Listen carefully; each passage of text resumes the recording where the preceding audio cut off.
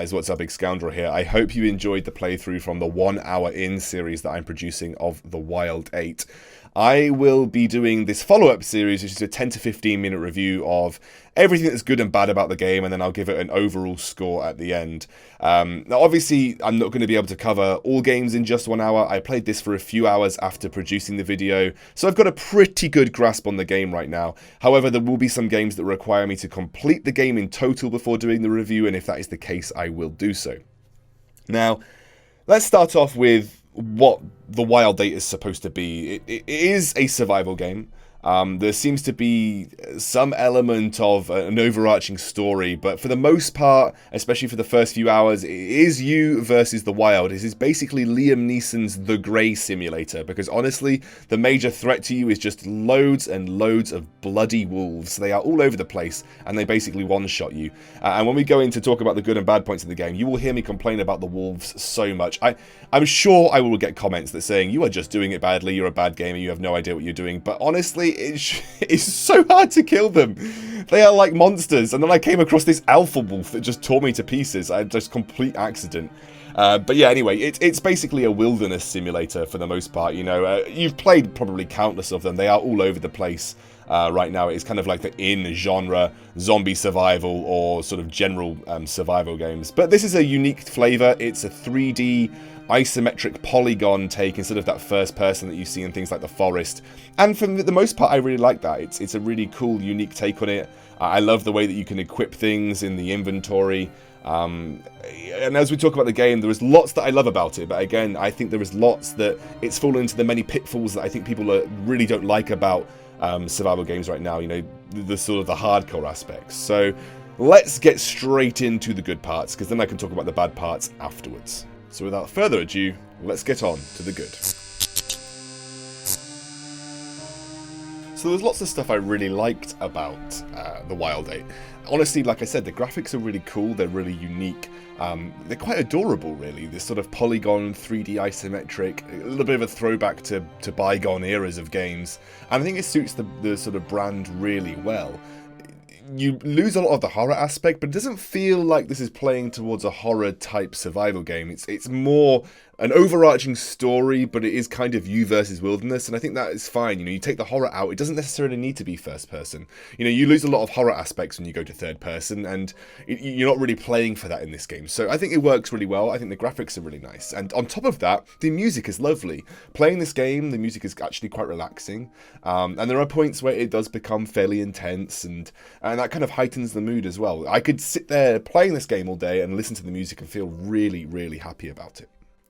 I also really like the progression in this game. It seems kind of like it's got a nice medium between hand-holding and freedom.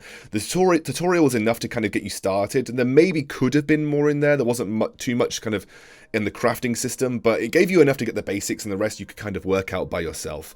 I really like the fact that it had this nice balance between allowing you to explore the game in your own right and also giving you a clear direction. There is always a main overarching quest that is driving you forwards, so you always have a clear goal in mind, and that's nice. Sometimes you either feel like you're being led down one singular path and you don't really want that in a survival game, and sometimes they just leave you to your own devices where you have absolutely no idea where to go. Really depends on your taste as a player, but I do like a medium in between, and I think this game hit the nail on the head for me quite nicely in that respect. And we're talking about progression as well. The skill progression system in this game is really cool. In isolation, because I'll talk about it in depth later on as well.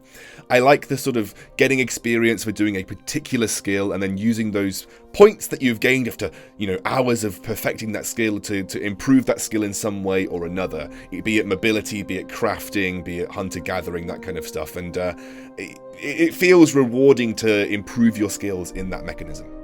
Another thing that I think this game did well in comparison to other games within the genre is that resource gathering didn't seem overly laborious. I didn't feel like I was spending loads of time to, you know, get loads and loads of wood and loads of ore for little reward. You could spend 2 or 3 minutes chopping some trees, 2 or 3 minutes mining some rocks, and you would have enough there to build an entire base almost. So, you know, there was always a good outcome for when I went to resource gathering.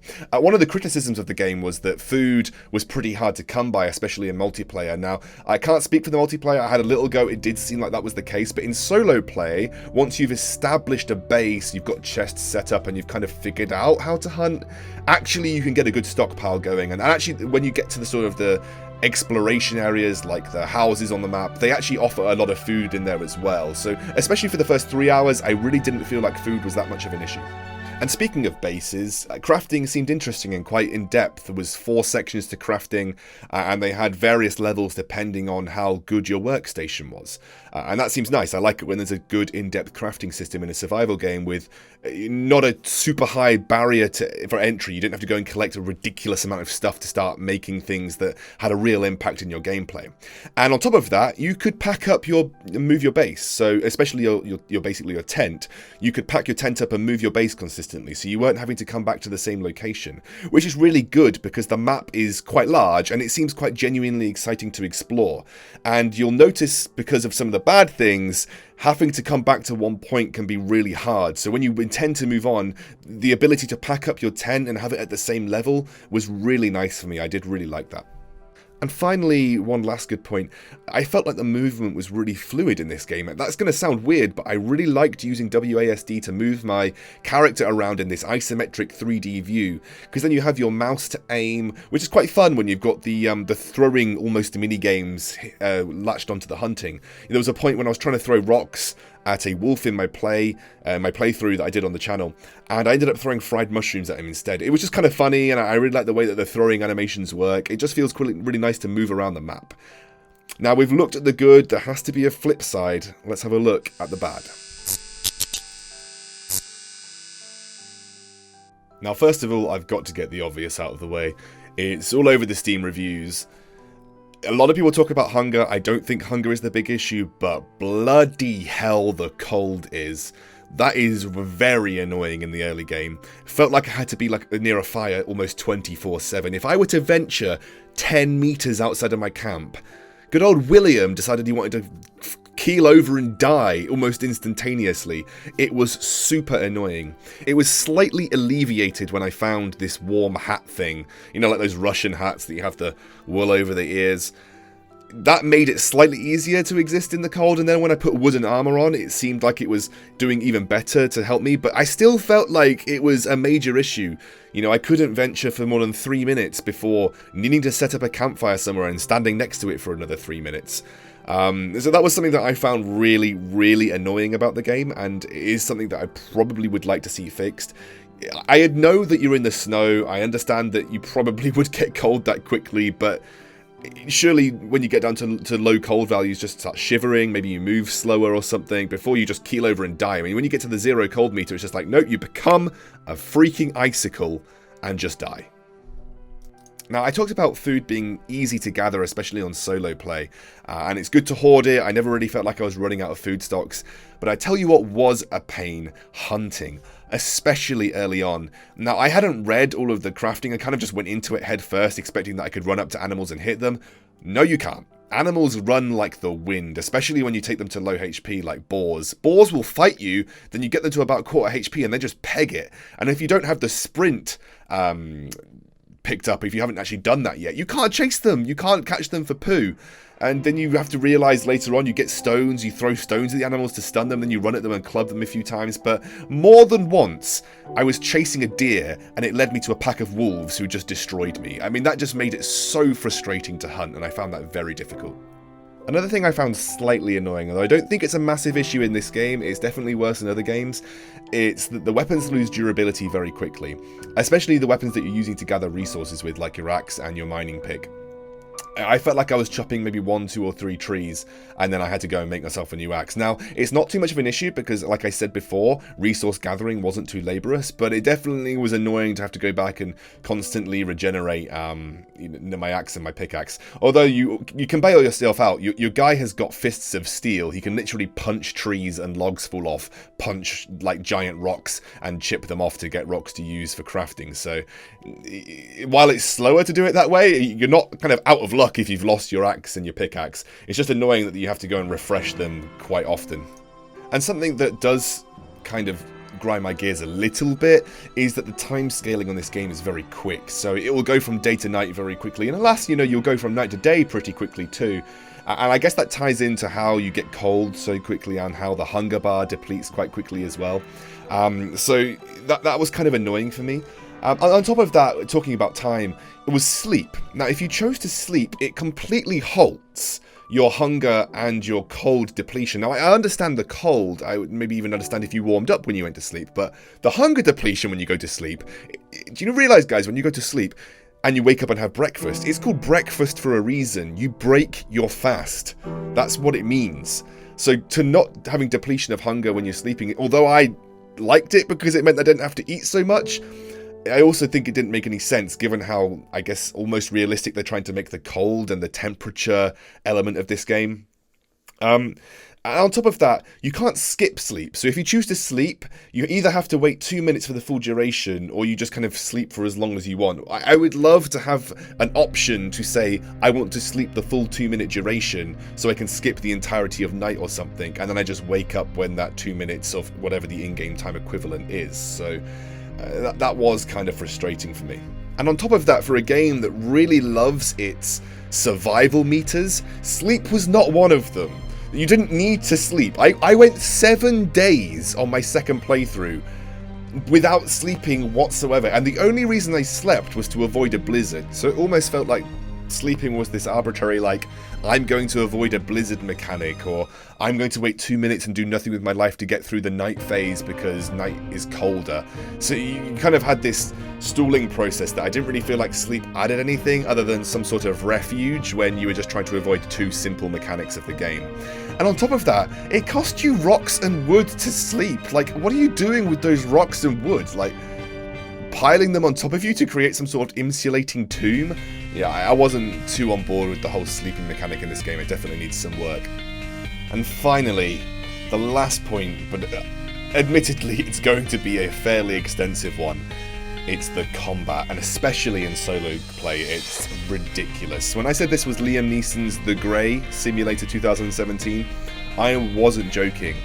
Coming face to face with a wolf before having any kind of bone-based implements or forgetting to equip armor is instant death in most cases. You can bat them off with a torch, but it is long and slow, and even then sometimes you don't come out on top depending on how the wolf chooses to react to you. The only way I managed to beat wolves in the early game, and that was only when I went into a one-on-one, was having a torch, allowing them to jump at me, then batting them, and then they kind of was supposed to run away after getting hit with some fire, which kind of makes sense, I suppose, with the whole wolf thing.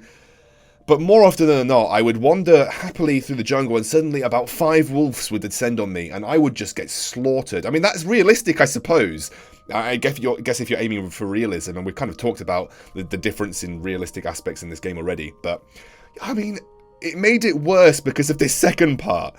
When you die, you lose all of your skills and structures, or most of the structures that you have built. That feels really unrewarding for me. It almost made me want to give up on multiple occasions because I felt like I'd progressed really far with my skill set. I felt like I'd taken a good amount of time building up, upgrading my shelter, upgrading my workshop, all that kind of thing.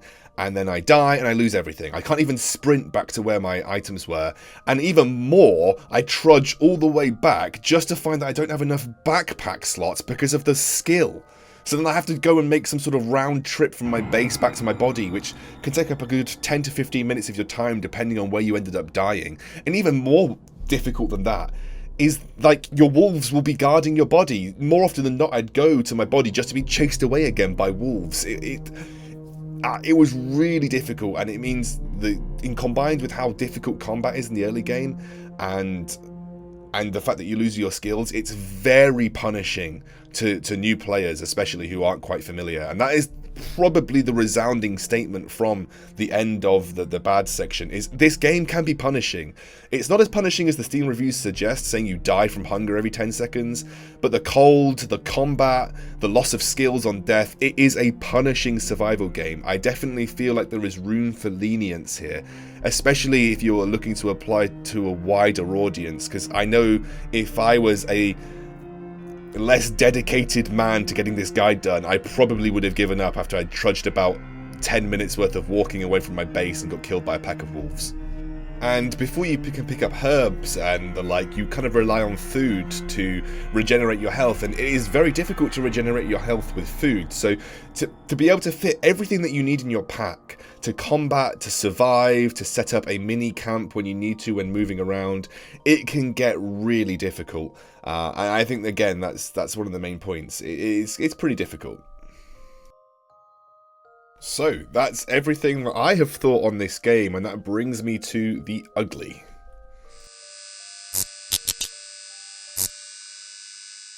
Why the ugly, you say? Well, I've had the good, I've had the bad, gotta have the ugly. But again, I'm coming to the part of the review where I'm going to give a numerical value to this game, which I don't particularly like, so I'm going to call it the ugly part. It may have sounded like I harped on the bad points a lot. And now you've got to remember this is an early access game, so there are a lot of things that will be developed, a lot of changes that will happen, and I know a lot of you have got the memes that surround the early access games being absolutely terrible, but this is a decent early access game. It really is not half bad. And I have thoroughly enjoyed playing it so far. And I know there is a lot of room for growth, and the things that I've mentioned as bad are things that are quite easily changed. You know, you change a couple of numerical values in your coding, and you know, well, it's probably not as simple as that, but you know what I mean. It's things that can probably be altered fairly readily. So if I were to give this game a score out of 10, I'm going right now at 8 out of 10. I hope you guys have enjoyed this short review of The Wild 8. I hope it's been fairly comprehensive for those of you that like survival games. I would recommend going and trying this for sure. It's a very good early access game with huge room to grow. The storyline seems good. Like I said, good progression appears to be involved. So I really enjoyed playing it, so I honestly would recommend it. I'm going to be doing another hour playthrough, so 1 hour in, and then I'm also going to be doing another 15-minute review of a game called Avorion tomorrow. It gets excellent reviews in another early access game. Really looking forward to that. But make sure you like, comment, and subscribe. Recommend games for me to try out. I'd love to hear your thoughts. Cheers, guys. See you next time.